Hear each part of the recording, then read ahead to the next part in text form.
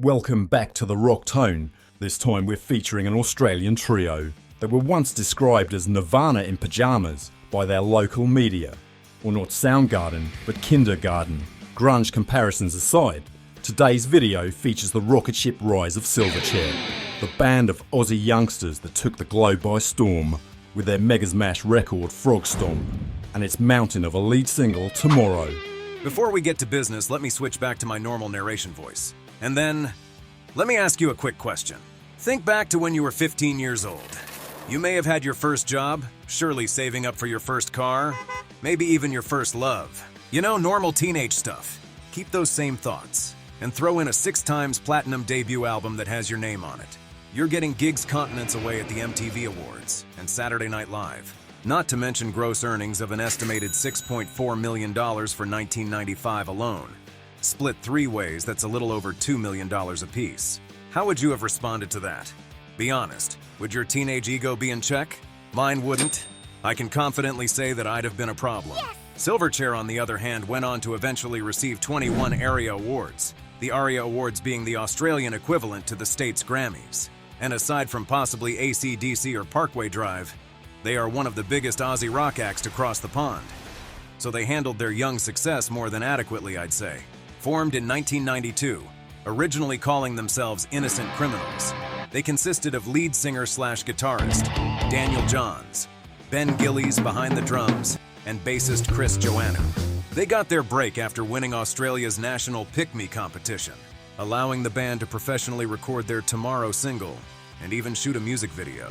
The track spent 6 weeks at #1 on the area music charts, and once more re-recorded after signing with Murmur Records, it went on to become 1995's most played rock radio single in the States. With Frogstomp going 6x platinum in their home country, it also quickly went double platinum here stateside. This was against a stacked field of massive grunge albums, no less. Alice in Chains had just released their Jar of Flies EP, including No Excuses and I Stay Away. Soundgarden with Super Unknown, containing their signature song Black Hole Sun, not to mention the nearly 7x platinum MTV Unplugged in New York from Nirvana, that last band being one in which Silverchair would receive constant comparisons. Both bands being three pieces for the most part.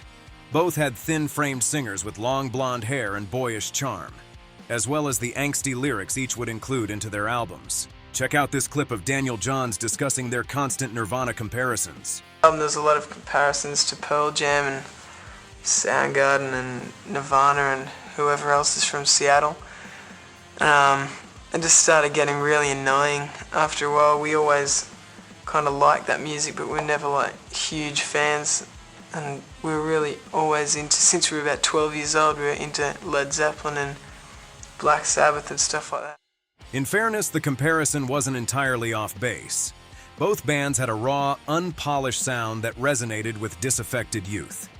Check out Nirvana's Tourette's, for example, and then listen to Silverchair's Lie to Me, and that is meant in no way to knock Silverchair. With both bands having fairly large catalogs of music, at least one or two songs are bound to be very similar, and there is nothing wrong with taking inspiration from a band you look up to. Avenged Sevenfold's Hail to the King album famously was full of songs inspired by other bands, for example. But Silverchair's rise wasn't just about filling the gap left by Nirvana.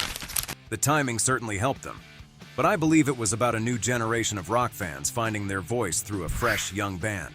Now let's talk about the pressures of fame, which is overwhelming at any age, even more so at an age where you're just beginning to find yourself and who you plan to eventually become. Silverchair's rapid ascent was far from just being a fairy tale.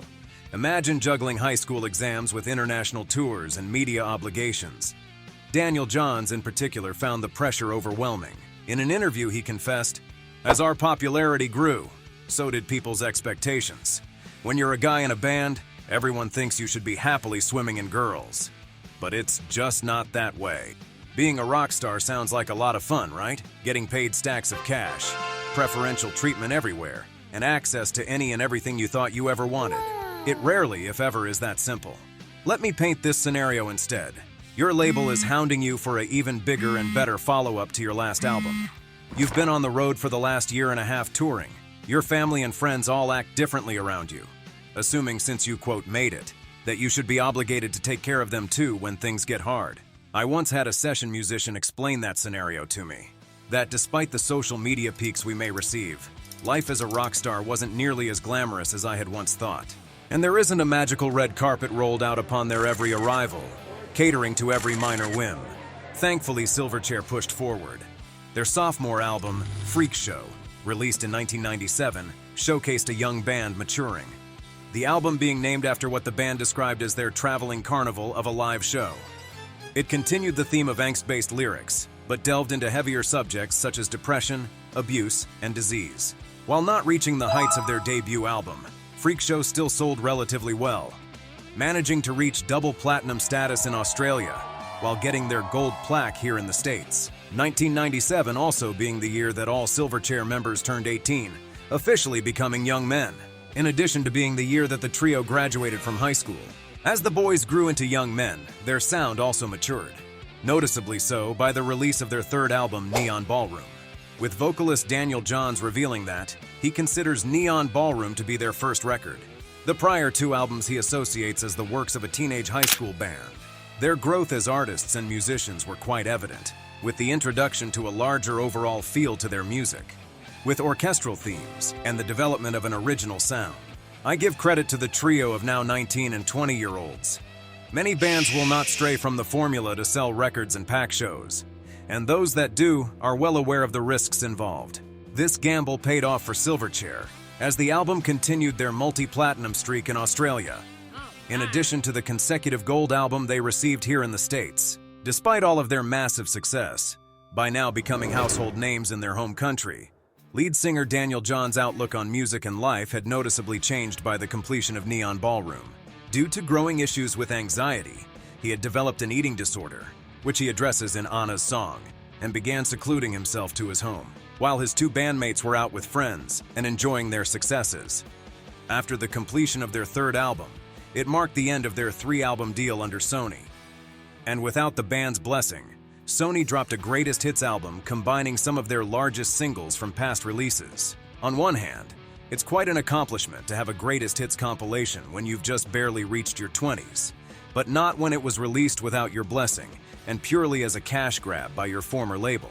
Despite this, Silverchair soldiered on into the millennium, forming their own label for releases in Australia and Asia, alongside manager John Watson, and signing to Atlantic for North and South American releases. In mid-2001, the trio enters the studio for their fourth studio album, Diorama, replacing Nick Launay, producer for each of their prior albums, with David Bottrill, who Daniel Johns believed would deliver a final product in line with Johns' overall vision. Johns also received a co-producer credit himself for the album. While Neon Ballroom was a noticeable change from the grunge-influenced releases from Silverchair, Diorama strayed even further from the Seattle sound with further orchestral additions and elaborate song structures, with Johns himself saying that it would either be the kind of record that people were either going to be into or were really going to hate.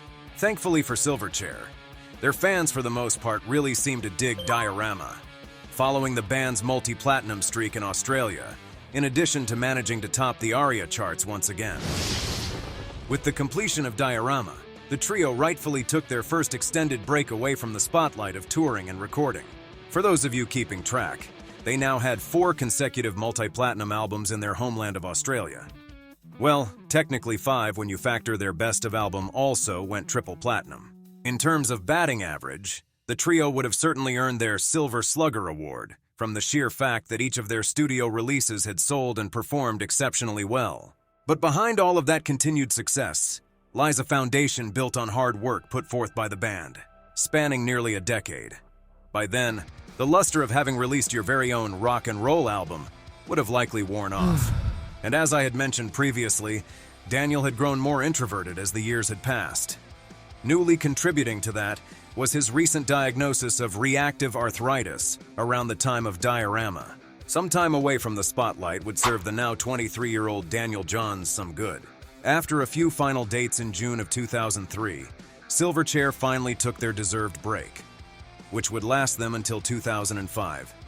A noble cause would bring the band back together, as I'm sure you can remember the late 2004 Indian Ocean earthquake and following tsunami that devastated Indonesia and other parts of the world. Silverchair reunited to perform at Wave Aid, which would be a benefit concert aiding those affected by the tsunami. No new music during this period. Actually, let me clarify. No new music from Silverchair during this period. Daniel Johns would release a successful collaboration with Paul Mac under their name of The Dissociatives. Paul Mac had remixed Silverchair's track Freak off of their second album, and also appeared on Neon Ballroom, contributing keyboards on a few of the tracks. Check out their single Somewhere Down the Barrel, a wonderful song that shows Daniel Johns' range as a musician. Without Silverchair being an active force, I think Daniel's work with the Dissociatives would serve as his creative outlet. One without the restriction of fitting into the Silverchair mold, of feeding that now large commercially successful machine. Also important to the Silverchair timeline, and would tie in musically down the road. Daniel Johns had married Australian actress, model and singer Natalie Imbruglia on New Year's Eve of 2003. They had met in 1999 backstage at a Silverchair show in London, becoming a couple not long after their introduction. Announcing their engagement just before Christmas of 2002, Daniel would also help on Natalie's third studio album, Counting Down the Days, writing the song Satisfied, while also receiving a production credit. Daniel wasn't the only Silverchair member busy with music during their off period. Both Chris Joannou and Ben Gillies would find their own outlets to release and contribute musically. Chris would produce the Mess Hall's 6-track EP titled Feeling Sideways, which would go on to be nominated for Best Independent Release at the 2003 ARIA Awards. Following that production success, Chris Joannou alongside Matt Lovell would also produce the Mess Hall's follow-up studio album, Notes from a Ceiling, which would release in 2005, earning the production duo another ARIA nomination for Producer of the Year.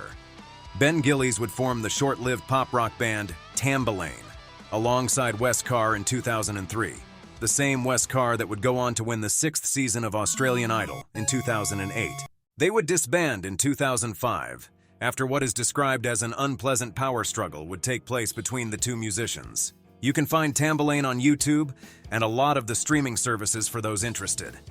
Check out their track, Back to You, and let me know what you think. Although the members of Silverchair stayed busy with their respective side projects, the call to reunite was answered in 2007. During this time, Daniel wrote nearly 50 tracks for a potential solo album, but ultimately decided to record them with Silverchair instead. Silverchair began recording Young Modern in 2006 at LA's Seedy Underbelly Studios, with Nick Launay returning as producer. The band enlisted the Czech Philharmonic Orchestra for additions to the album, traveling to Prague in the process of recording. They also collaborated with other established musicians, including Julian Hamilton, who received 4 songwriting credits on Young Modern. Silverchair went all in on their vision for Young Modern, with no financial backing from their label. The album was entirely self-funded.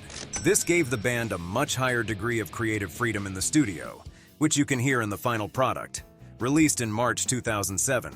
These choices paid off in the long run, as the lead single Straight Lines debuted at #1 on the ARIA charts, staying there for 4 weeks. The album itself also debuted at #1, marking another major success for the band. Straight Lines also won Single of the Year, Best-Selling Australian Single at the 2007 ARIA Music Awards. Aside from possibly grunge purists stuck on their earlier Frogstomp material, the album was widely popular with music critics and fans alike. With Young Modern, Silverchair became the first artist to have 5 #1 albums on the ARIA Albums chart. The trio set out with Powderfinger in June of 2007 for the Across the Great Divide tour. A DVD of the same name was also released, commemorating the tour as well. According to the group's website, Silverchair had a few sessions worth of recordings in June of 2009, to be used on Young Modern's follow-up, which was never formally titled. They did, however, preview 2 new tracks titled Machina Collecta and the soulful and catchy 16 at the 2010 Groove in the Moo Festival. Work on their 6th album had fizzled out, with the members instead deciding to pursue individual interests. On the 25th of May in 2011, a statement was released from the Silverchair camp stating, "We formed Silverchair nearly 20 years ago when we were just 12 years old. Today we stand by the same rules now as we did back then. If the band stops being fun, and if it's no longer fulfilling creatively, then we need to stop. Despite our best efforts over the last year or so, it's become increasingly clear that the spark simply isn't there between the 3 of us at the moment. Therefore, after much soul-searching, We wanted to let you know that we're putting Silverchair into indefinite hibernation, and we've decided to each do our own thing for the foreseeable future. An indefinite hibernation is a nice way of saying the band is breaking up with no current plans of getting back together. As of creating this video, that statement was released roughly 13.5 years ago, and it pains me to say the band has followed through on their promise. Since that time, the former members have remained busy with their own side projects and personal ventures. Daniel Johns has enjoyed success with a range of collaborations, plus a successful solo career with the release of 2015's Talk, and more recently, 2022's Future Never. While fans continue to hope for a Silverchair reunion, the band has remained fairly quiet on that front. Ben Gillies has hinted at the possibility of a new Silverchair album, as their 6th album was reportedly near completion when they broke up in 2011.